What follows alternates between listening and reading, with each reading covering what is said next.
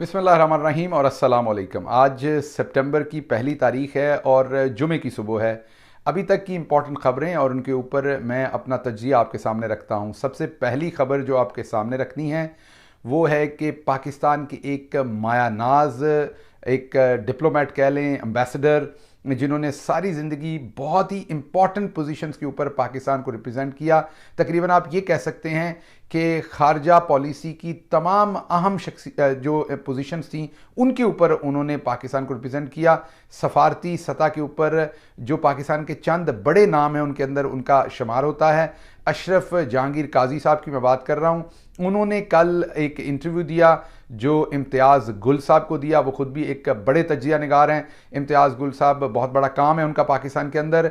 उस इंटरव्यू के अंदर अशरफ जहांगीर काजी साहब ने जो दिल हिला देने वाली बातें की, जो उन्होंने एक बमशल गिराए, बल्कि आप ये कहें कि उन्होंने एक बहुत बड़ा धमाका कर दिया।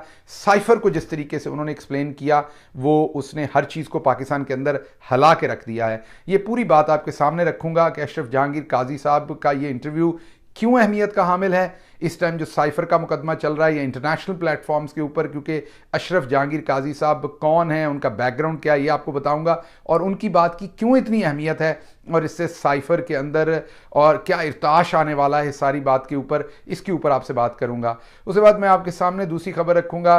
आल्दो कि आपको शायद लगता हो कि महंगाई की बात सिर्फ महंगाई तक है, लेकिन इस वक्त महंगाई की खबर ने पाकिस्तान के अंदर मौजूद हर चीज़ को अपनी लपेट में ले लिया है। जो महंगाई है उसने पाकिस्तान की सियासत को, सहाफ़त को, हर चीज़ को इस टाइम अपनी लपेट में लिया हुआ है और कोई ऐसा शोबा नहीं है जो बचा हो। और लोग इस तरीके से बिलक रहे हैं, रिएक्ट कर रहे हैं जैसे उनके पाँव के नीचे अंगारे रख दिए हों। जो आपका सवाल है कि आगे पाकिस्तान का क्या होना है, उसका रास्ता जो है वो महंगाई के अंदर से निकलना है। इस बात को आपके सामने रखूंगा कि किस तरीके से जब पाकिस्तान तहरीक इंसाफ की हुकूमत के अंदर 90 रुपए की चीनी हुई थी तो इमरान खान ने अपना एक सियासी बाजू काट लिया था, लेकिन अवाम के साथ दगा नहीं किया था। आज जब चीनी 195 रुपए और 200 रुपए से भी ऊपर हो गई है तो किसी के कान पे जूं नहीं रेंग रही। क्या इमरान खान आखिरी था पाकिस्तान में जिसे अवाम का एहसास था या कुछ और हो गया है? तीसरी खबर जो सदर पाकिस्तान है वो किसी भी वक्त इलेक्शन कमीशन ने अब तारीख नहीं दी तो सदर पाकिस्तान किसी भी वक्त इलेक्शन की तारीख देंगे। आइन के मुताबिक शदीद प्रेशर है उनके ऊपर कि वो ना दें। क्या करने जा रहे हैं उस पर बात करेंगे। और चीफ जस्टिस साहब ने कहा है कि मैं अगर आइन की पामाली हुई तो सुप्रीम कोर्ट ऑफ पाकिस्तान खड़ी होगी और रिस्पॉन्ड करेगी। उसके ऊपर बात करेंगे कि कितनी बार पामाली होनी है, कितनी बार उन्होंने ये कहना है। इससे पहले कि मैं पहली खबर करूं, मैंने आपको ये बताना है कि मैं आज कल मैंने पंजाबी वीलॉग का सिलसिला शुरू किया है। लिंक आप देख सकते हैं इस टाइम स्क्रीन के ऊपर भी, और इस वीलॉग के, मेरे इस उर्दू वीलॉग की डिस्क्रिप्शन के अंदर भी मेरे पंजाबी वीलॉग का और उस चैनल का लिंक मौजूद है। स्क्रीन पर भी आप देख सकते हैं। एक तो इस चैनल को काइंडली सब्सक्राइब कीजिए और जो लोग पंजाबी को समझते हैं वो इसकी नशर व अशात के अंदर हमारी मदद कीजिए। बहुत सारे दोस्त कहते हैं कि आप एक कौमी पार्टी के अंदर हैं और आप कौमी जो लीडरशिप उसके अंदर आपका शुमार होता है, आपको सिर्फ उर्दू में बात करनी चाहिए, पंजाबी में बात ना करें। इससे आप एक जो है वो सुबाइयत का तासर देते हैं, रीजनल बात करते हैं। मैं इससे इख्तलाफ करता हूँ। मैं इसलिए इससे इख्तलाफ करता हूँ कि मैं ये समझता हूँ कि जो दोस्त पश्तो बोल सकते हैं उन्हें ज़रूर पश्तो में बात करनी चाहिए और साथ साथ उर्दू में भी बात करनी चाहिए। मैं हर रोज़ आपके साथ उर्दू में बात करता हूँ, लेकिन मुझे ये लगता है कि पाकिस्तान के गाँव के अंदर रहने वाले लोग, उनको बहुत सारों को साइफर का नहीं मालूम। उर्दू में शायद मैं उन्हें वैसे नहीं समझा सकता। ज़्यादातर लोग उनमें से उर्दू उस तरीके से नहीं समझते। मैं एक गाँव का रहने वाला हूँ, मुझे पता है कि वहाँ पर कितने लोग उर्दू को समझते हैं और कितने नहीं समझते। तो उनको कौन समझाएगा ये सारी बातें? उनका भी हक है, वो पाकिस्तान के उतने ही इंपॉर्टेंट शहरी हैं जितने आप और मैं हैं। उनका भी हक है कि जो कॉम्प्लेक्स मैटर्स हैं उन्हें ब्रेक डाउन करके उनकी ज़ुबान में, उनके तरीके में, उनके मुहावरों में। आप हमेशा वर्ड यूज़ करते हैं पंडोराज बॉक्स। पंडोराज बॉक्स जो है वो उनको नहीं पता कि केड़ी पंडोरा ते उदा केड़ा बॉक्स। उत्थे तो सानू पता यही है कि कुकड़ी जड़ी है वो टोकरे थले देनी है तो या कुकड़ी टोकरे थले कढ़ लेनी है। उनको उनकी ज़ुबान में जब वो कहते हैं कि वाह पे आ जाने तो राह पे आ जाने, या नसदियां वाण सांझे, अब आपको नहीं पता इस बात का कि नसदियां वाण सांझे क्या होते हैं। इसी तरीके से उन्हें आपकी बहुत सारे मुहावरों का, बहुत सारी बातों का नहीं पता। तो मुझे इसलिए लगता है कि पंजाबी होने के नाते मेरा जहाँ पर एक पाकिस्तान के शहरी का रोल है कि मैंने ऊपर एक नेशनल ज़ुबान के अंदर बात करनी है और वहाँ पर बिल्कुल मेरी रिस्पॉन्सिबिलिटी है। इसी तरीके से मुझे ये लगता है कि जहाँ मैं पैदा हुआ हूँ, पला हूँ, बड़ा हूँ, अगर मुझे किसी चीज़ का शऊर है तो मैं उनकी ज़ुबान में आसानी से उनके साथ शेयर करूं। इसलिए पंजाबी का जो अलग प्रोग्राम शेयर किया अलग चैनल से, ताकि यहाँ पर जो लोग पंजाबी नहीं समझते उनके लिए कोई दिक्कत ना हो, वो यहाँ पर पंजाबी की बजाय उर्दू को ही यहाँ देखते रहें और जिन्होंने पंजाबी देखनी है वो उस चैनल पर देख सकें। अब बहरहाल पहली खबर की तरफ आता हूँ। अशरफ जहांगीर काजी साहब, बहुत बड़ा पाकिस्तान का नाम, 1942 में ये पैदा हुए। उम्र इसलिए बता रहा हूँ कि आपको पता हो कि वो कितने सीनियर और कितने मोतबर हैं।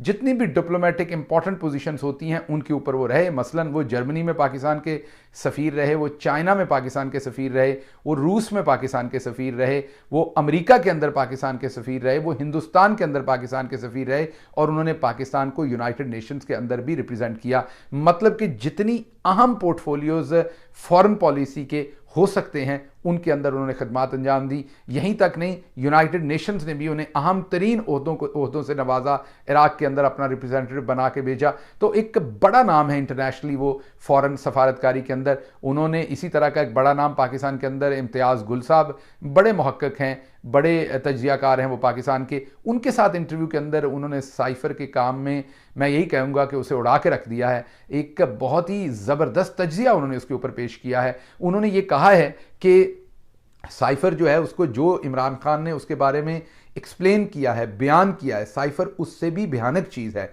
जी हाँ, ये कोई और नहीं कह रहा, ये कोई पाकिस्तान तहरीक इंसाफ का रुकन नहीं कह रहा, शहबाज गिल नहीं कह रहा, कोई और पाकिस्तान तहरीक इंसाफ का बंदा नहीं कह रहा, बल्कि ये एक इंडिपेंडेंट सीनियर तरीन, बुजुर्ग तरीन पाकिस्तान के डिप्लोमेट कह रहे हैं, जिन्होंने सारी ज़िंदगी साइफर्स भी देखे हैं, डिप्लोमेसी भी देखी है। और जब वो बात कर रहे थे तो उनमें जो गुस्सा था, जो परेशानी थी, जो इस्तराब था, जो दुख था, उससे ये लग रहा था कि साइफर के मामले में उन्हें लगता है कि उनकी ज़ाती तौहीन की गई है। इसी तरीके से जब आप साबिक सेक्रेटरी और एम्बेसडर शमशाद साहब की बातें सुनते हैं तो आपको तब भी लगता है कि उनको भी लगता है कि उनकी ज़ाती तौहीन की गई है। ये वो लोग हैं जिन्हें पाकिस्तान का दर्द है, जिन्हें पाकिस्तान का एहतराम है, जो पाकिस्तान की डिग्निटी पे बिलीव करते हैं। और उन्होंने कहा कि ये साइफर जो है ये खुली धमकी थी। ये अशरफ काजी साहब ने कहा ये इमरान खान ने बताया है तो अच्छा किया, और वो क्या करता अगर उसको धमकी मिली है बाहर से कहीं से, तो क्या वो अपनी आवाम को ना बताए। तो उन्होंने कहा कि ये कोई पैगाम नहीं था, ये खुली धमकी थी कि इमरान खान को फौरन निकालो, ना निकाला तो फिर पाकिस्तान का हशर जो है वो बुरा होगा। अब आप सोचिए कि एक डिप्लोमेट आपको ये बता रहे हैं और वो कितने कर्ब में हैं। उसके साथ दूसरी बात सोचिए, उस पाकिस्तानी वज़ीर आज़म की किस्मत को देखिए कि वो वज़ीर आज़म है, उसके मुल्क के जनरल बाजवा को ये पैगाम आता है फॉरेन ऑफिस के थ्रू। जो साइफर है उसमें पैगाम में जो मुखातब है उनका, वो तो जनरल बाजवा ही हैं कि अगर इमरान खान को ना हटवाया गया तो फिर आपके मुल्क का हशर नशर कर देंगे। और फिर वज़ीर आज़म को हटा दिया जाता है। और जब मुल्क के वज़ीर आज़म को ये पता चलता है कि बाहर के एक मुल्क ने इतनी संगीन धमकी भेजी है, तो वज़ीर आज़म करता क्या है, वो सिर्फ इतनी जुर्रत करता है कि वो अपनी आवाम को ये बात बताता है। किसको बताए और वो, आप बताइए। अगर पाकिस्तान के वज़ीर आज़म को पता चलेगा कि बाहर से कोई धमकी आई है तो जिनसे वोट लेके आएगा वो उनसे रुजू नहीं करेगा, वो उनको नहीं बताएगा कि पाकिस्तान इस टाइम इस दलदल में जा रहा है या इस परेशानी में जा रहा है। हालत देखिए इस मुल्क की कि अवाम को इतना नीचा समझा जाता है कि वज़ीर आज़म ने अवाम के साथ एक बात शेयर की और कहा यह जा रहा है कि आपके ऊपर सीक्रेट्स एक्ट का मुकदमा बनेगा। मतलब अवाम के साथ बात शेयर करना जुल्म अजीम है, और अगर आपने पाकिस्तान की अवाम के साथ बात शेयर कर ली तो अब आपके ऊपर सीक्रेट्स एक्ट का मुकदमा बनेगा, आपको जिंदान के अंदर, सेल के अंदर कैद रखा जाएगा, आपके ऊपर जुल्म सितम किया जाएगा। आपकी जुर्रत कैसे हुई पाकिस्तानी अवाम के साथ ये बात करने की? तो कहाँ वो मार्स पर जाके बात करते? पाकिस्तान के वज़ीर आज़म थे, अवाम के साथ रिश्ता था तो अवाम से ही बात करनी थी। अगली बात आपके सामने करते हैं, यहाँ तक नहीं है। कल एक चिड़िया को दाना डालने वाले हमारे भाई मुनीफ फारूक साहब टेलीविज़न पर कह रहे थे कि साइफर एक हकीकत है, उसके अंदर जो बात है वो भी दुरुस्त नहीं थी, वो उसके अंदर धमकी भी थी, लेकिन इसकी किसी को कोई इजाज़त नहीं है कि उसके ऊपर पूरा बयानिया बना दिया जाए। वाह वाह मुनीफ फारूक साहब, तुसी मामे लगते हो बयानिए दे या चाचे लगते हो, सौरे लगते हो या साले लगते हो, माजरत दे नाल, कि कोई तुहानू जाके पहले पुछे कि बयानिया बनाना है कि नहीं बनाना।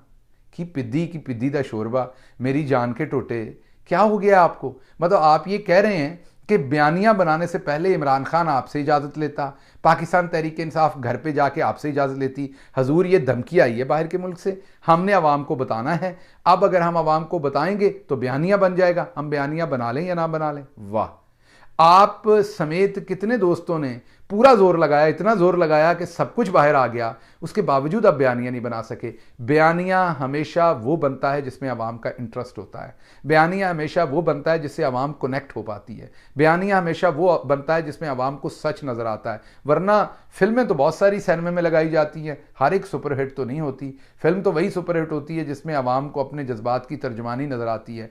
आप जैसे भाई साहब तो बहुत सारे हैं, आपने वीलॉग भी शुरू किया था, आपने बहुत सारे काम किए थे, कितनी पजीराई मिल रही है आपको अवाम में? इसीलिए नहीं मिल रही कि अवाम आपके साथ कनेक्ट नहीं हो पा रही।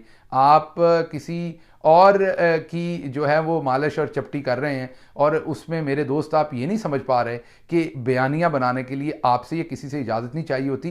पॉलिटिकल लीडर का काम ही ये होता है बयानियां बनाना। सहाफ़ी का क्या क्या काम होता है? काश मैं वो आपको बता पाता और आप वो करते, लेकिन आपने ना तो वो करना है मेरी जान, और ना आपको बताने का कोई फ़ायदा है, क्योंकि आपने वही करना है जिस काम पर आप लगे हुए हैं। तो बस मेरा आपको एक ही मशवरा है, बाकी आपकी मर्ज़ी है कि आप ये जैतून के तेल की बजाय आप तारे मीरे का तेल इस्तेमाल करो। तारे मीरे का तेल हाथों लाओ इंज करके करें, और आप वैसे भी बेहतरीन कर रहे हैं, और इस तरीके से करेंगे तो यकीन कीजिएगा आप जिसकी चांपी कर रहे हैं वो आपको टिप थोड़ी ज़्यादा देगा। अगली बात की तरफ आते हैं। महंगाई ने पाकिस्तान की तबाही निकाल दी है पूरी की पूरी। नॉर्मली महंगाई जो है वो एक महंगाई की हद तक नैरेटिव होता है, लेकिन इस टाइम हर चीज़ की लपेट महंगाई की लपेट में आ गया है। याद कीजिए वो वक्त जब इमरान खान साहब की हुकूमत में 90 रुपये पर चीनी गई थी, और इमरान खान ने क्या किया था? इमरान खान ने कौम से दगा नहीं किया था, उन्होंने फौरी तौर पर इन्वेस्टिगेशन करवाई थी, क्योंकि चीनी पहले बाहर भेजी गई थी और फिर चीनी महंगी हो गई थी, 90 रुपये पे चली गई थी। इमरान खान ने अपना सियासी बाजू काट लिया था। मीन जहांगीर तरीन जो बहुत ही मोहतरम और अहम रुकन थे, उन्हें नजर आया इसमें उनका कसूर है। इमरान खान साहब को लगा, उन्होंने उनको जिन भी चीज़ों के ऊपर वो थे, पार्टी के ओहदे पर थे, रस्मी गैर रस्मी जिस भी चीज़ में गवर्नमेंट के अंदर थे, उससे अलग किया। आज तक इमरान खान उस दुश्मनी का असर भुगत रहे हैं, आज तक उस सियासी नुकसान को भुगत रहे हैं। इमरान खान के पास भी ऑप्शन था चुप करके बैठे रहे, लेकिन उनको लगता था कि अगर वो चुप करके बैठेंगे तो अवाम से दगा करेंगे। इमरान खान अवाम को अपने बच्चों की तरह समझते थे। मैं सामने था, मेरी आंखों के सामने वो सब कुछ हुआ था। जब चीनी ऊपर गई थी तो इमरान खान किस तरह वो परेशान थे, किस इज़्तिराब के अंदर थे, किस तकलीफ के अंदर थे, वो दफ्तर के अपने अंदर आकर बैठते थे, और कितनी ज़्यादा उनके अंदर उस टाइम मैं यही कहूँगा गुस्सा और गम था कि ये क्या हुआ है। और कितने सख्त तरीन एक्शन लिए थे उन्होंने 90 रुपये होने पर, और चीनी वापस लेकर आए थे, वो सस्ती की थी। और उस टाइम इन सब ने तरीन साहब को और दूसरों को चीनी चोर चीनी चोर चीनी चोर कहा, और आज सारे उनकी पार्टी में शामिल हो रहे हैं, उनके तलवे चाट रहे हैं। ये तो एक बात है, लेकिन दूसरी तरफ देखिए कि इमरान खान ने तो अपना सियासी बाजू काट लिया, क्योंकि अवाम को दगा नहीं दिया। आज चीनी 90 पे जो गई थी वो 70 पे आई थी, 70 से बढ़ा के आज चीनी 195 और 200 रुपए से भी कई जगहों पर ऊपर चली गई है। लेकिन हुआ क्या है? हुआ ये है कि आज वही जो निगरान काकड़ साहब हैं, हालांकि उनका कसूर नहीं, उन्होंने नहीं किया ये सब कुछ, तो इसहाक डार वगैरह करके गए हैं, वो आज कहते हैं कि महंगाई है पर इतनी नहीं कि पहिया जाम हो सके। वो सहाफ़ियों को काकड़ साहब ये फरमा रहे हैं। और उसके साथ साथ आपको हमारी सहाफ़त के मायानाज मुनाफ़िक़ आज़म मैं हूँ जावेद चौधरी, और उनके साथ साथ जो अंसार अब्बासी साहब जैसे हमारे दोस्त हैं, जिन्होंने दबा कर मुनाफ़िक़त की है, मज़हब का नाम लेकर मुनाफ़िक़त की है, मज़हब का हुलिया बनाकर मुनाफ़िक़त की है। पहले सिर्फ मजहबी हुलिया जो है वो अपनाया हुआ था, मजहबी जो तरीक़ा वारदात था वो अपनाया हुआ था अंसार अब्बासी साहब ने। अब तो जावेद चौधरी साहब ने भी वही काम किया है। तो ये तमाम लोग आपको बताते थे, स्पेशली अंसार अब्बासी साहब कहते थे डार आएगा तो डॉलर को ठीक करेगा। डार आया, आज डॉलर भी 300 का है, पेट्रोल का लीटर भी 300 का है। आज जब आप दुआ करने के लिए हाथ उठाएं तो आपने अंसार अब्बासी को ज़रूर याद रखना है, और आपने साथ साथ बाजवा साहब को भी ज़रूर याद रखना है, क्योंकि ये सारी मेहरबानी उनकी करवाई हुई है। जहाँ पाकिस्तान है, अवाम इतनी परेशान है कि ऐसे लग रहा है उनके पाँव के नीचे किसी ने अंगारे रख दिए हैं, चीख रहे हैं, बिलक रहे हैं, समझ नहीं आ रही उनको कि कहाँ जाएं। और हमारे दोस्त, ये जो मुनाफ़िक़त करने वाले दोस्त थे जिनके मैंने नाम लिए हैं, सहाफ़त के मैदान के अजीम सपूत, इनको ये भी नहीं लगेगा कि यार हमने इतनी ज़्यादती की, इतनी गद्दारी की है अपने पेशे के साथ, अपनी सहाफ़त के साथ, अपनी कलम के साथ, तो 4 दिन शक्ल ना दिखाएं आवाम को, क्योंकि थोड़ी बहुत शर्मिंदगी तो हमें होनी चाहिए। नहीं, उसी तरीके से वही चूड़ियाँ पहन के, वही घुंघरू पहन के, वही तिलक लगा के, वही सुर्खी पाउडर लगा के, वही चोली और घाघरा पहनकर ये फिर मुनाफिकत का नंगा राज करेंगे और नाच करेंगे और आवाम को फिर बेवकूफ़ बनाने की कोशिश करेंगे। तो मेरी आवाम से एक इल्तिजा है कि इनको तो नहीं आनी, आप ही कर लें। शर्म इनको तो नहीं आनी, आप ही कर लें, क्योंकि इनको तो नहीं आनी, आप ही इनसे मुंह मोड़ लें अच्छी तरीके से, ताकि आइंदा सहाफ़त के अंदर लोग इस तरह के काम काश ना कर सकें। एक चलते चलते सहाफ़त की बात हो रही है, तो आपको बता दूं कि आजकल पाकिस्तान की सहाफ़त का क्या आलम है। पहले मैंने एक स्टोरी की थी जिसमें मैंने नाम शाया किए थे कि निगरान काबीना बनने के वक्त एक मीडिया के मोतबर लोगों को मैसेज आया था कि किस किस सहाफ़ी का बीपर लेना है, किस किस बंदे का। उसमें कुछ ऐसे नाम भी थे जिनका बीपर कभी आप नहीं देखते, कभी आपको वो टेलीविज़न पर नज़र नहीं आते, मारूफ चेहरे नहीं हैं, लेकिन जब फिर निगरान काबीना बनी थी तो आपको वो तमाम लोग उन चैनल्स के ऊपर बैठे बीपर देते नज़र आए थे। तो मेरा अभी भी चैलेंज है, मेरे पास उसके स्क्रीनशॉट्स भी हैं, तमाम सबूत हैं, वो किस ऑफिसर ने किन किन मोतबर लोगों को वो मैसेज भेजा था, तमाम सबूत मेरे पास है। आज भी जो मैं खबर देने लगा हूँ मेरे फ़ोन में उसके तमाम सबूत मौजूद हैं। मीडिया के एक बहुत ही मोतबर जगह से, मीडिया के तमाम मोतबरीन को एक ऑफिसर ने किसी और ऑफिसर के रेफरेंस से एक मैसेज भेजा है कि फ़लाँ के ऑर्डर पर आपको ये मैसेज भेज रहा हूँ। मैसेज में लिखा है एहतजाज की कोई लाइव कवरेज नहीं होगी, 6 बुलेटिन्स में कवरेज 30 सेकंड तक कर सकते हैं, 6 बुलेटिन्स में कवरेज 2 मिनट तक कर सकते हैं। टोटल 12 बुलेटिन होते हैं ना, तो उसमें उन्होंने कहा कि हर 2 घंटे का एक बुलेटिन होता है, तो 6 बुलेटिन्स में कवरेज 30 सेकंड तक करें, 6 बुलेटिन्स में कवरेज 2 मिनट तक करें। अखबारात की टॉप की 3 सुर्खियों में कवरेज नहीं हो सकती। जी हाँ, ये मुंह पे लगाने वाली सुर्खी की बात नहीं कर रहे हजूर, अखबार की तीनों सुर्खियों में महंगाई की कवरेज नहीं हो सकती।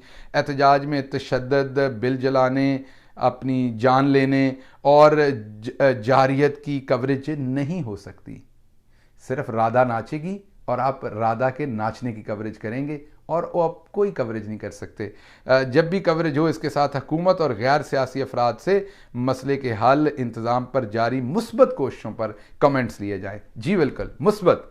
तो आप सीधा एक काम ही क्यों नहीं कर देते हजूर, मीडिया के पाँव में पहनाइए घुंघरू, ऊपर दीजिए चादर, घूंघट निकाले मीडिया और नाचे, सजन में नाचूंगी। तो आप नौमन तेल भी आपका है, राधा भी आपकी है, नचाएं जितना बुलबुल को आपने नचाना है। तो अब मामला यहीं रह गया है कि मीडिया नाच नाच के खबरें दे और हमारे जावेद चौधरी सोचें घगरे और चोली में कैसे लगेंगे। एक मिनट के लिए सोचिए, जावेद चौधरी साहब की बाजू और टांगें अगर वैक्स कर ली जाएं और इन्हें घगरा और चोरी पहना दिया जाए तो ये कैसे लगेंगे। तो बस इसी तरीके से सोचिए कि इनसे ऐसी खबरें दिलवाएं घाघरा और चोली पहना के कि ये खबरें दें और पाकिस्तान के अंदर महंगाई पर कोई बात ना हो, बाकी सारी बातें करें। साथ साथ सदर पाकिस्तान ने जो है वो किसी भी टाइम इलेक्शन की डेट देनी है, कानून के मुताबिक उनकी जिम्मेदारी है।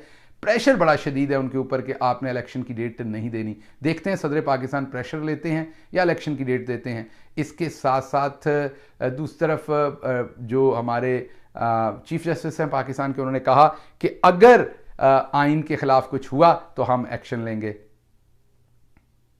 ना करें सर, आप हमारे लिए बड़े मोहतरम हैं, आप एक्शन लेंगे, आपके साथ कहीं वो ना हो जो हमारे साथ हुआ है। इस उम्र में आपके साथ वो हो जो हमारे साथ हुआ है, कितना बुरा लगेगा। तो इसलिए सर रहने दें, आपने वक्त गुजार लिया अपना सारा, इज़्ज़त से गुजार लिया। चलो ठीक है, आवाम उस तरह से नहीं उतनी ज़्यादा इज़्ज़त करती होगी, लेकिन फिर भी कुछ ना कुछ तो बची गई है। आप हमारे बुज़ुर्ग हैं, मोहतरम हैं, थोड़े से दिन रह गए हैं, रिटायर होइए, घर जाइए। अब आपने क्या एक्शन लेना और क्या नहीं लेना, आइन के साथ जो होना था वो हो गया, सिस्टम के साथ जो होना था हो गया, पाकिस्तान के साथ जो होना था वो हो गया। अब आप जाइए, काजी साहब को आने दीजिए। काजी साहब के बारे में मुझे ज़ाती तौर पर एक बात का पता है, वो सही फैसला देंगे या गलत देंगे, मूँह दे विच घुंगड़ियाँ पा के नहीं देंगे, मीन गुनगुन नहीं करेंगे, वो दबा के फैसला देंगे। सही साइड पे खड़े होंगे या गलत साइड पे खड़े होंगे, दबा के खड़े होंगे। तो मेरे ख्याल में उनको आने दीजिए, देखते हैं जो पाकिस्तान की किस्मत में हुआ वो उनके साथ होगा। आप आराम से अपनी इज़्ज़त बचा कर निकल जाइए, इसी में बेहतरी है। बाकी आप बुज़ुर्ग हैं, अगर मेरी ये बात आपको बुरी लगी है तो जान की अमान चाहता हूँ, आपसे माफ़ी मांगता हूँ, क्योंकि आप हमारे बड़े भी हैं, मोहतरम भी हैं और मैं ज़ाती हैसियत में आपकी बहुत इज़्ज़त करता हूँ। इसके साथ ही मुझे इजाज़त दीजिए। अल्लाह आपका हामी और नासिर हो। पाकिस्तान जिंदाबाद।